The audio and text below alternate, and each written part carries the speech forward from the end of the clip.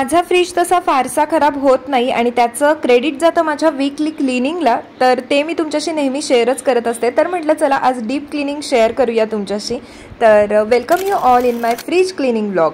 तर कसे आहात तुम्ही सगळे? आय होप स्वामींच्या कृपेने तुम्ही सगळे खूप छान असाल। मी इथे नुकतीच मार्केटमधून आले होते आणि बॅग जी आहे ती खाली करत होते, सब्जी वगैरे सगळी आणली होती आणि थोडीशीच सब्जी आहे कारण बॅग तुम्हाला छोटी दिसत असेल कारण लाडो आणि आम्ही दोघीच आहोत आणि ताज्या भाज्या आणलं तर ते बरं पडतं। 15 दिवसांच्या भाज्या आणून त्या फ्रीजमध्ये स्टोअर करून ठेवायच्या हे काही मला पटत नाही आणि वीकली मी बाजारमध्ये जातेच। तो आता इथे मी बॅग खाली करते आणि मग मी फ्रीज क्लिनिंग करते। तर तुम्हाला जर क्लिनिंग रिलेटेड व्लॉग्स बघायला आवडत असतील तर चॅनलला सबस्क्राइब करा कारण मी आता इथून पुढचे काही व्लॉग्स क्लिनिंगशी रिलेटेडच घेऊन येणार आहे, किचन क्लिनिंग वगैरे या सगळ्या गोष्टी। कारण आता दसरा येतोय, त्यानंतर दिवाळी, सणांची सगळी सुरुवात आहे, तर साफसफाई झालीच पाहिजे सो त्यामुळे।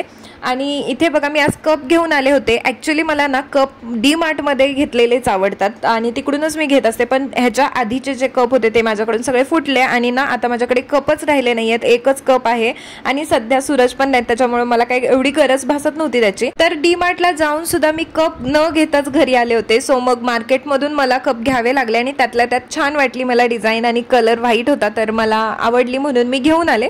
काही छोट्या गोष्टींना मनाला खूप आनंद देऊन जातात, जसे की हे कप। नवीन कप बघितल्यावर मला इतकं भारी वाटत होतं, ते कधी वॉश करेन आणि कधी त्यातून चहा पिला असं झालं होतं। तर हा तुम्हाला वेडेपणा वाटू शकतो किंवा तुम्ही रिलेट पण करू शकता। तुम्हाला पण जर अशा गोष्टी आवडत असतील तर मला कमेंटमध्ये सांगा। अशा छोट्या गोष्टींमधून आनंद मिळवणं मला खरंच खूप आवडतं। ते भाजी सगळी मी काढून घेतली आहे आणि तर चला आपण फ्रीज क्लीन करूयात। तर इथे फ्रीज माझा ठेवलेला आहे किचन मध्ये आणि आता तो मला चेंज करायची आहे त्याची जागा। आता चौथी वेळ आहे आज मी त्याची जागा चेंज करणार आहे। त्याचं रिझन म्हणजे इथला प्लग खराब आहे आणि सूरजचं ऐकून मी किचन मध्ये ट्रान्सफर केला होता फ्रीज, पण ते नाही वर्क करत आहे व्यवस्थित, त्यामुळे ना मी आज परत त्याला चेंज करणार आहे, दुसऱ्या रूम मध्ये नेणार आहे, तुम्हाला दिसेलच पुढे व्लॉग मध्ये। तर फ्रीज क्लीन करण्यापूर्वी सगळं सामान जे आहे ते आपल्याला बाहेर काढून घ्यायचंय, त्याच्या डोअर मधलं आणि पूर्ण कप्प्यांमधलं सगळं सामान आपल्याला बाहेर काढायचंय आणि फ्रीज पहिल्यांदा बंद करायचा।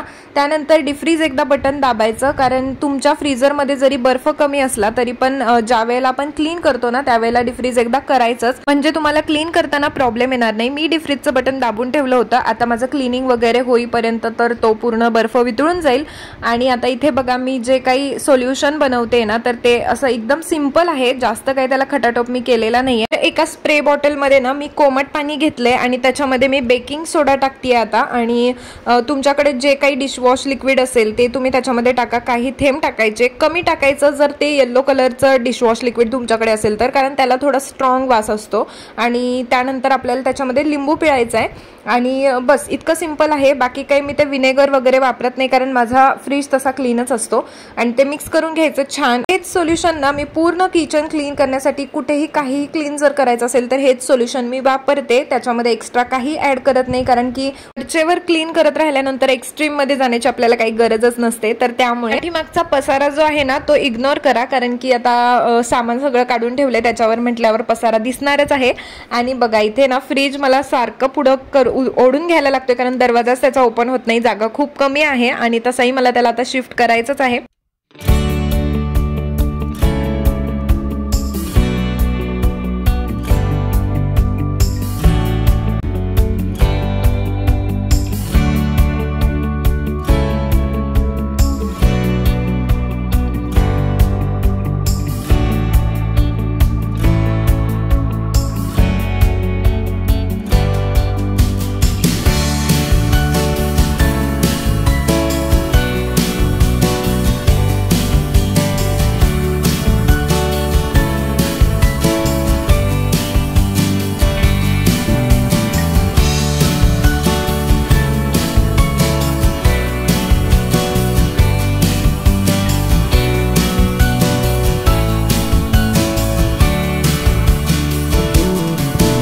फायनली चौथ्यांदा माझ्या फ्रीजची जागा चेंज करून झाली आहे। आधी सुद्धा हा इथेच ठेवलेला होता, तर मी जे सोल्युशन बनवलं होतं ना ते स्प्रे करून घेतलं होतं या दरवाजावर, तेच मी पुसून घेतलं आणि बघा पूर्ण फ्रीजमध्ये जितकी घाण नसते ना तितकी या रबरमध्ये अडकलेली असते, तिथे मेनली आपल्याला जास्त स्प्रे करायचे ते आपण जे सोल्युशन बनवले ते, कारण की ते अँटीबॅक्टेरियल असल्यामुळे ना सोडा, बेकिंग सोडा आणि लिंबू त्याच्या वासामुळे ना बॅक्टेरियाची ग्रोथ कमी होते आणि ना तिथे जास्त बुरशी म्हणा किंवा ह्या फंगस वगैरे ह्या गोष्टी ना ग्रो होतात, तर ते पहिल्यांदा क्लीन करून घ्यायचं.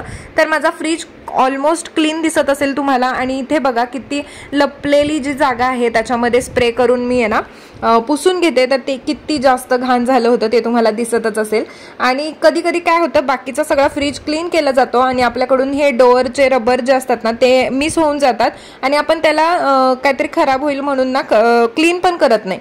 पण तसं नाही करायचं, त्याच्यामध्ये कॉक्रोच वगैरे पण वाढू शकतात. तर त्यामुळे ना हे सगळं मी क्लीन केलंय. आणि बघा मायक्रो फायबरचा कपडा जो आहे ना त्याच्याने ते मी पुसून घेते, कारण की तो कितीही घाण झाला तर लगेच वॉश केल्यानंतर स्वच्छ होतो. हा तुम्हाला इथे दिसत असेल किती जास्त काळं काळं ते दरवाजा जो असतो ना तो डीप क्लीन मी केलाय. आणि हे बघा इतकं जास्त घाण त्याच्यामध्ये अडकलेली असते. आणि ज्या वेळेला आपण त्याच्यामध्ये सोडा लिंबू ह्या गोष्टींनी त्याला क्लीन करतो ना त्यावेळेला ते सगळे कॉक्रोच वगैरे त्यातून जे आहेत ते निघून जातात व्यवस्थितपणे. मायक्रो फायबरच्या कपड्याने जे काही वस्तू तुम्ही क्लीन करताना त्याचा एकच फायदा आहे, मायक्रो फायबरच्या कपड्यांना लगेच म्हणजे क्लीन होतात ते. बघा तुम्ही किती घाण झालं होतं, जस्ट पाण्यामध्ये मी असं हे केलं तर ते छान लगेच निघालं स्वच्छ.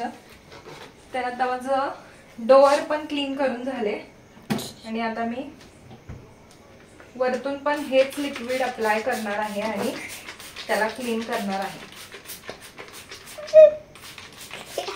आता बघा वरतून पण मी फ्रीज मस्त पुसून घेते. आणि ना हे फ्रीजचे मॅग्नेट आहेत ते लाकडी आहेत आणि पावसाळ्याच्या दिवसांमध्ये लाकडी वस्तूंवरती पण फंगस जमा होतो, ते पण मी स्वच्छ क्लीन करून घेतलंय. आणि ना ह्या मायक्रो फायबरच्या कपड्याने खरंच काम खूप सोपं होऊन जातं, कारण की एकतर लगेच पटकन पाणी पण ॲब्झॉर्ब होतं आणि ना वॉश केल्यानंतर त्याला जास्त कष्ट पण पडत नाहीत वॉश करण्यासाठी. सो मला तर ते मायक्रो फायबरचे क्लॉथ्स खूप आवडतात अशा गोष्टींसाठी. सो आता माझा इथे ना बर्फ पण फ्रीजरमधला बऱ्यापैकी वितळलाय. तुम्ही आधी पाहिलं असेल तर खूप जास्त बर्फ होता आणि आता बऱ्यापैकी कमी झालाय, थोडासाच राहिलाय. आता तो पण निघून जाईल. पाठीमागच्या साईडला जे पाणी असतं ते सुद्धा मी मधून मधून काढतीये आणि ते पण क्लीन करते. तर हे मधले जे कप्पे आहेत ना काचेचे ते ट्रे ते सुद्धा मी घासून स्वच्छ धुवून घेतलेत आणि ते मी तुम्हाला दाखवायला विसरले शूट करायला. आणि एक गोष्ट, कॅरी बॅग मध्ये तशाच्या तशा भाज्या ठेवायच्या नाही. भलेही तुम्हाला जर धुवायच्या नसतील तरी तुम्ही ॲटलिस्ट कॅरी बॅग मधून काढून दुसऱ्या रिकाम्या एका ह्याच्यामध्ये ठेवू शकता. मी इथे सगळ्या वॉश करून घेत असते भाज्या वगैरे, टोमॅटो भेंडी सगळ्या ज्या काही भाज्या आणल्यात ना मी त्या सगळ्या वॉश केल्यात. कोथिंबीर सुद्धा मी वॉश केली आहे आणि मगच मी ते फ्रीजमध्ये ठेवते. पण तुम्ही जर वॉश नसाल करणार तरी पण कॅरी बॅगमधनं तरी ॲटलिस्ट काढायचं आणि मगच ते आपण फ्रीजमध्ये ठेवायचे. तर इकडे मी मटकी वगैरे जी भिजत घातली होती ती तर पाठीमागेच पडून गेली आहे. आता त्याला बनवायला पाहिजे. विसरून आपल्याकडून अशा गोष्टी राहतात आणि फ्रीज क्लीन करायच्या वेळेला अशा गोष्टी समोर येतात. तर इथे मी ते मिरच्यांची देठं वगैरे काढून घेतले, धुवून घेतले, कोथिंबीर लिंबू ह्या सगळ्या गोष्टी धुवून घेतल्यात आणि त्या आता मस्त ठेवते. मी अरेंज करून घेते फ्रीजमध्ये. तर ते ना प्लास्टिकच्या बाबतीत मी परवाच एक म्हणजे तसे तर सतत रील चालूच असतात पण तरी मी परवा एक ऐकली होती, पाहिली होती आणि तेव्हापासून तर मी कटाक्षाने ही गोष्ट पाळते. कारण की पहिल्यांदा थोडंफार व्हायचं, कॅरी बॅग वगैरे राहायच्या माझ्या, एखाद दुसरी असायची, जास्त तर नाही, पण कधी कधी अशा पालेभाज्या वगैरे असायच्या ना तर त्यावेळेला मी त्यातच ठेवायचे. पण आता तर मी ते तसं करणार नाहीये. परवाची जी रील होती ती पाहिल्यानंतर. आणि त्याने काम इतकं सोपं होतं. आयतं आपल्याला सगळं मिळतं, फक्त फोडणी द्यायची असते आणि इतकं पटपट घेऊन आपल्याला आता भेंडी वगैरे धुवायची, मग त्याचं पाणी गाळायचं आणि मग ती कट करायची, एवढं वेळ जाण्यापेक्षा धुवून ठेवलेली असली तर बरंच पडतं ना ते. तर इथे बघा असा जो एक डबा आहे माझ्याकडे, त्याच्यामध्ये 4 पार्ट्स आहेत आणि त्याच्यामध्ये असं सगळं मी ठेवते जे लागणाऱ्या गोष्टी आहेत. कोथिंबीर वगैरे, कढीपत्ता माझ्याकडे नाहीये सो आता तो त्याच्यामध्ये नाहीये, तुम्हाला दिसणार नाही. सो आता मी इकडे सगळं अरेंज केलंय आणि तुम्हाला दाखवते. कारण जास्त सामान नाहीये माझ्या फ्रीजमध्ये, खूप लिमिटेड सामान असतं आणि नेहमी लिमिटेडच असतं. कारण दर आठवड्याला मी जाते सब्जी मार्केटमध्ये आणि दर आठवड्याला फ्रेश भाजी घेऊन येत असते, त्यामुळे ना जास्त त्याच्यामध्ये स्टोरेज तुम्हाला दिसणार नाही. इकडे ते जे झाकण ठेवले त्याच्यामध्ये छोले आहेत आणि तिकडच्या बाजूला जुन्या मिरच्या आहेत, त्याचा ठेचा बनवायचा आहे मला. आता अशा गोष्टी लक्षात येतात बघा ज्यावेळेला आपण फ्रीज क्लीन करतो त्यावेळेला. आज मी चुकून मिरच्या परत आणल्या, आधी होत्या तरी पण, आता मग त्याच्यामुळे मला ठेचा बनवायला लागेल त्याचा.